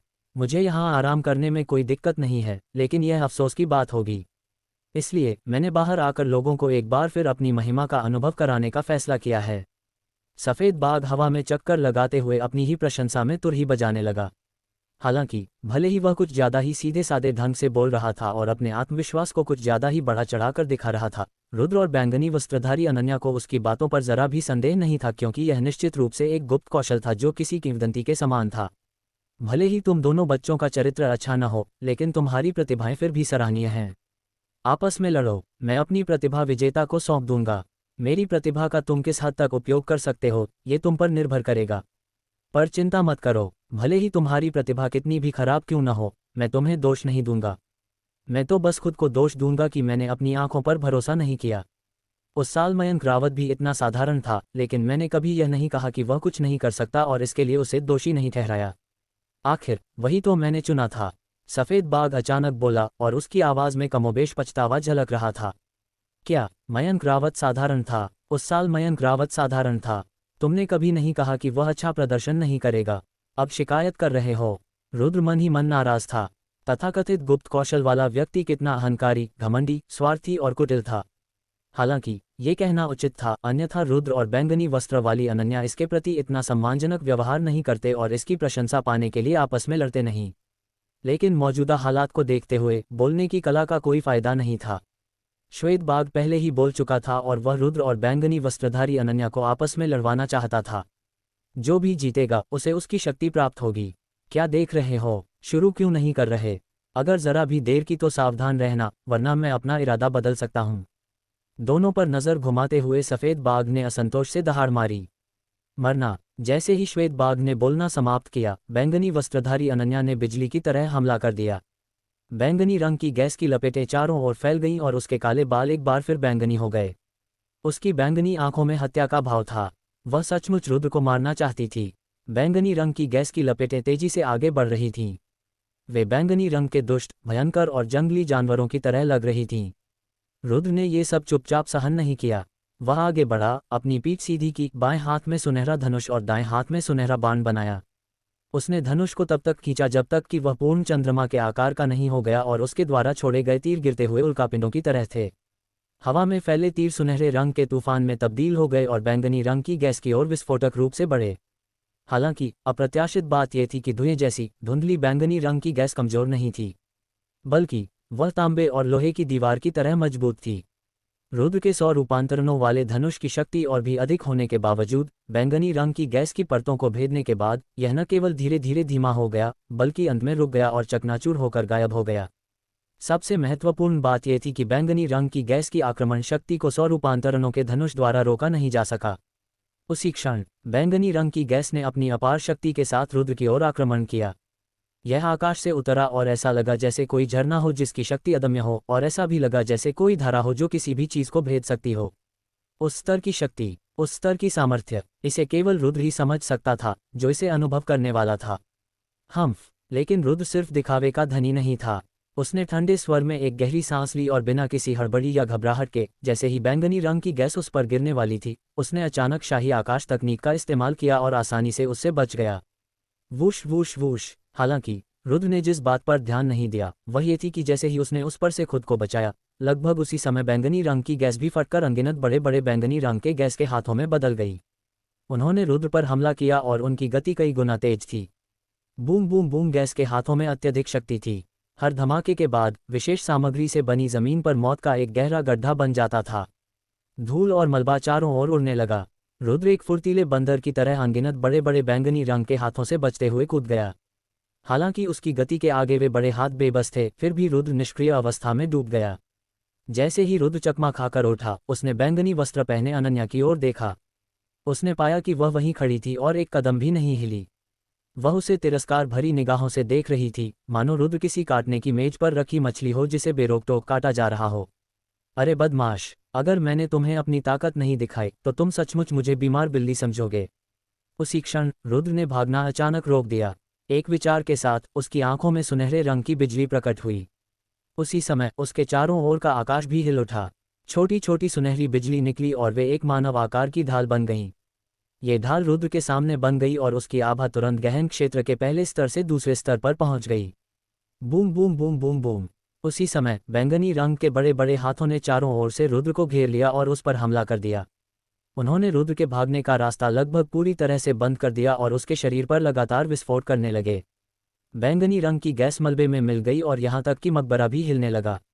हालांकि इतने भीषण हमले के बावजूद बैंगनी वस्त्र पहने अनन्या खुश नहीं हुई, बल्कि चिंतित हो गई। उसकी भौहें थोड़ी तन गईं और उसकी चमकदार बड़ी आंखें और भी गंभीर हो गईं। हवा में उड़ते हुए सफ़ेद बाघ के होठों पर एक अनोखी मुस्कान उभर आई। उसने धीमी आवाज में कहा, यह थोड़ा रोचक है। बैंगनी रंग की गैस धीरे धीरे छट गई और रुद्र धीरे धीरे अंदर से बाहर निकल आया। ठीक उसी क्षण उसकी आंखों में सुनहरे रंग की बिजली कौंध गई। उसके शरीर के चारों ओर मानव आकृति का एक सुरक्षात्मक कवच बन गया और उसकी आभा की शक्ति पहले से कई गुना अधिक हो गई। बैंगनी रंग की गैस उस पर बेअसर साबित हुई। यह विशेष आभा, क्या तुम्हारे पास भी दिव्य शरीर है? रुद्र को उस रूप में देखकर बैंगनी वस्त्रधारी अनन्या की आंखों में हैरानी छा गई और उसे लगा कि यह बिल्कुल अविश्वसनीय है। रोचक, ये तो बहुत ही रोचक है। मैंने कभी सोचा भी नहीं था कि जैसे ही मैं अपनी नींद से जागा, मुझे 2 ऐसे लोग मिलेंगे जिनके पास दिव्य शरीर हैं। लगता है इस बार मुझे निराशा नहीं होगी। लड़ो, जल्दी लड़ो, देखते हैं तुम में से कौन मेरी शक्ति प्राप्त कर पाता है। बैंगनी वस्त्रधारी अनन्या के आश्चर्य के विपरीत श्वेत बाघ अत्यंत प्रसन्न था। छोटी बच्ची, क्योंकि तुम इतनी बहादुर हो, इसलिए मुझे तुम पर नियंत्रण न रखने के लिए दोष मत देना। रुद्र ने 100 रूपांतरणों के धनुष का एक बार फिर इस्तेमाल किया और इस बार इसकी शक्ति पहले से बिल्कुल अलग थी। सुनहरे रंग के तीर के चारों ओर बिजली की एक परत लिपटी हुई थी। उसमें समाहित शक्ति पहले से कई गुना अधिक थी। स्विश। रुद्र ने एक तीर चलाया। एक काली रेखा ने हवा को चीर दिया और बैंगनी रंग की गैस, जो पहले तांबे और लोहे की दीवार जैसी थी, अब नरम पड़ गई। गर्जना की आवाज़ों के साथ लहरें फैल गईं और अजेय शक्ति से भरा सुनहरा तीर बैंगनी वस्त्र पहने अनन्या के सामने आ पहुंचा। हालांकि रुद्र को इस बात की उम्मीद नहीं थी कि बैंगनी वस्त्र पहने अनन्या ने रुद्र द्वारा चलाए गए तीर को न तो रोका और न ही उससे बच पाए। उसका सफ़ेद हाथ बिजली की तरह तेजी से बढ़ा और उसने सुनहरे रंग के तीर को अपने हाथ में पकड़ लिया। उसके बाद उसने बस हल्के से मुट्ठी भींची और एक झटके में सुनहरे रंग के बिजली के तीर के चारों ओर लिपटी बिजली गायब हो गई। वह जरा सा भी नुकसान पहुंचाने में असमर्थ रही। तरीका तो अच्छा है, लेकिन मैं देखना चाहूंगी कि आप इसके साथ क्या करेंगे। रुद्र ने एक कदम आगे बढ़ाया और अपने धनुष को बेतहाशा खींचना शुरू कर दिया। सुनहरे रंग के तीर पहले की तरह ही शक्तिशाली थे, लेकिन अब वे एक के बजाय कई हो गए थे। वे सचमुच घनी संख्या में थे और जैसे ही वे अनन्या की ओर बढ़े, उन्होंने मानो आकाश को ढक लिया हो। मुझे तो लगा था कि यह काफ़ी शानदार है, लेकिन इन सब के बाद भी आपने अपनी साधना का स्तर केवल एक ही बढ़ाया है। आपकी सबसे शक्तिशाली विधि तो केवल 5वें दर्जे की मार्शल स्किल है। अनन्या के होंठ धीरे धीरे व्यंग्यात्मक मुस्कान में बदल गए। उसके बाद उसकी बैंगनी रंग की आंखें लगातार चमकने लगीं। उसके चारों ओर एक निराकार आभा फैल गई और उसने पूरे मकबरे को घेर लिया। उस आभा के प्रकट होने के बाद रुद्र ने अत्यधिक दबाव महसूस किया। वह दबाव लगातार बढ़ता ही जा रहा था और इससे रुद्र के हाथ में मौजूद धनुष का वजन भी बढ़ गया और उसकी पहले वाली तीक्ष्ण शक्ति भी कम हो गई। ये शक्ति तो बहुत प्रबल है। उसने कौन सी विधि अपनाई? रुद्र पूरी तरह से हैरान था। उसने देखा कि उस शक्ति के सामने उसके सुनहरे तीर हवा में ही जम गए थे। वे शक्ति के वश में थे और उसके नियंत्रण से बाहर थे। लेकिन यह अंत नहीं था। जैसे जैसे भयानक आभा लहर दर लहर फैलती गई, धीरे धीरे अनन्या के बाहर एक बड़ी बैंगनी रंग की घंटी दिखाई दी। नहीं, यह कोई बड़ी घंटी नहीं थी। सटीक कहें तो यह एक छोटी घंटी होनी चाहिए थी। बैंगनी रंग की घंटी, उस पर विशेष आकृतियां बनी हुई थीं, मानो उसमें जीवन हो और वह लगातार बदल रही हो। केवल इसलिए कि वह बहुत बड़ी दिखती थी, वह एक बड़ी घंटी जैसी प्रतीत होती थी क्योंकि वह अपने अंदर मौजूद अनन्या की रक्षा कर रही थी। डिंग! अचानक बैंगनी रंग की घंटी थोड़ी सी हिली और घंटियों की आवाज़ गूंज उठी। पल भर में इसने सभी आवाज़ों को दबा दिया और सब कुछ शांत हो गया। केवल घंटी की विशेष ध्वनि ही सुनाई दे रही थी। घंटी बजते ही हवा में जमे हुए सुनहरे रंग के तीर चकनाचूर हो गए। रुद्र ने भी उस तीव्र बल को महसूस किया। चारों दिशाओं से आ रहा एक प्रकार का दबाव उसके शरीर में प्रवेश कर रहा था और उसके डेंटियन पर दबाव डाल रहा था। धिक्कार है, ये शक्ति कितनी प्रबल है! रुद्र ने दांत पीसते हुए अपने पूरे शरीर में व्याप्त गहन शक्ति का उपयोग करके उस दबाव को रोकने का प्रयास किया। हालांकि वह प्रबल शक्ति को रोकने में सक्षम था, लेकिन उसी क्षण उसके माथे पर पसीने की बड़ी बड़ी बूंदें आ गईं और उसके चेहरे पर पहले जैसी शांति नहीं रही। ये लड़की अपने दिव्य शरीर की शक्ति का उपयोग कर सकती है। ये शक्ति केवल उसी के पास है। स्वर्ग ने उसे यह शक्ति प्रदान की है। वह अपने दिव्य शरीर की विशेष क्षमता का उपयोग करने में सक्षम है। उस क्षण मायावी रानी भी शांत नहीं रह सकी। उसकी आवाज़ घबराहट से भरी हुई थी। हा, रोचक! ये तो बहुत ही रोचक है। इतनी कम उम्र में ही तुमने अपने शरीर की छिपी हुई शक्ति को पहचान लिया। केवल ऐसी प्रतिभा ही मेरी विरासत पाने के योग्य है। सफ़ेद बाघ और भी उत्साहित हो गया। क्या तुम्हारे पास बस इतनी सी ही कुशलता है? क्या सचमुच तुम्हारा शरीर दिव्य है, या तुमने दिव्य शरीर की नकल करने के लिए कोई विशेष विधि अपनाई है? अनन्या आगे बढ़ी। उसके चारों ओर लगी बैंगनी रंग की घंटी बज उठी। जब भी वह घंटी बजती, रुद्र को उस प्रबल शक्ति का प्रहार महसूस होता। उसे अपनी पूरी शक्ति का इस्तेमाल करके उससे बचाव करना पड़ता, अन्यथा वह उस शक्ति से मारा जाता। दिव्य शरीर की नकल कर रहे हो? अनन्या की बात सुनकर श्वेत बाघ को भी संदेह हुआ। हालांकि रुद्र की सुनहरे रंग की बिजली बहुत खास थी, लेकिन जरूरी नहीं कि वह दिव्य शरीरों की विशेष शक्ति का प्रतिनिधित्व करती हो, क्योंकि उस समय रुद्र की साधना गहन स्तर के दूसरे स्तर पर थी, जबकि अनन्या की साधना गहन स्तर के पहले स्तर पर थी। रुद्र ने 5वें स्तर की मार्शल कला का प्रयोग किया, लेकिन अनन्या ने केवल अपनी शक्ति के बल पर रुद्र को पूरी तरह से दबा दिया।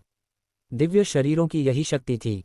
अपनी शक्ति से वे अपनी पीढ़ी के शक्तिशाली लोगों को भी पराजित कर सकते थे। स्वर्ग द्वारा प्रदत्त शक्ति और अद्वितीय शरीर के बल पर वे एक क्षेत्र के अधिपति कहलाने वाले एक विशाल व्यक्तित्व के रूप में उभरने के लिए नियत थे। डिंग! घंटी बार बार बजती रही और अनन्या करीब आती गई। रुद्र ने अपने पूरे शरीर की गहन शक्ति का इस्तेमाल करते हुए अपने शरीर में प्रवेश कर रही उस अजीब शक्ति से लड़ने की कोशिश की, लेकिन धीरे धीरे वह उस शक्ति का मुकाबला नहीं कर पा रहा था। अगर अनन्या उस पर कोई और हमला करती तो वह निस्संदेह हार जाता। धिक्कार है, ये दिव्य बिजली! मेरे डेंटियन में दुबक मत जाओ। ऊपर आओ, अपनी शक्ति मुझे दो। रुद्र मन ही मन चिल्लाया, क्योंकि वह हारना नहीं चाहता था। वह हार नहीं सकता था। वह गुप्त कौशल खोना नहीं चाहता था और वह वहां मरना नहीं चाहता था। हालांकि चाहे वह कितना भी चिल्लाए, उसके शरीर में मौजूद दिव्य बिजली ने कोई प्रतिक्रिया नहीं दी, मानो वे उसके शब्दों को सुन ही नहीं पा रहे हों। उस स्थिति में रुद्र बेहद असहाय महसूस कर रहा था। ये पहली बार था जब वह इतना असहाय था, और उसे उस स्थिति में धकेलने वाली वह अनन्या उससे भी छोटी थी।